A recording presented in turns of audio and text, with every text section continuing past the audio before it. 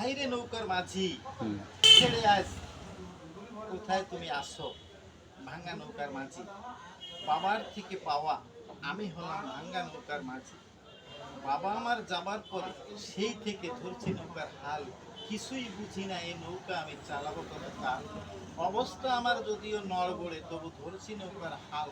ভয় বিরুদ্ধ মাঝি আমি পাচ্ছি না তার আগের মতো বল। ভয়াবহ সেই বার্তা শুনে চিনতে আমি এখন কি যে করি। শুনছি শুধু মুহুর্মুহুর বিপদ সিগনাল, আকাশটাও যে ভারী। সামনে দেখি ক্রমেই নৌকা আমার হচ্ছে বেসামাল। যাত্রীরা সব কাচ্ছে বয়ে, চোখে সবার পানিতে টলমল। এবার হালে আমি পাচ্ছি না জল, এ ঝড়ের গতিও প্রবল। এবার সকল যাত্রী হও হুঁশিয়ার, সুযোগ নাই আর নৌকা বাঁচার। এবার মনে হয় কঠিন ঝড়ে আমি পাবো না কোনো কুল।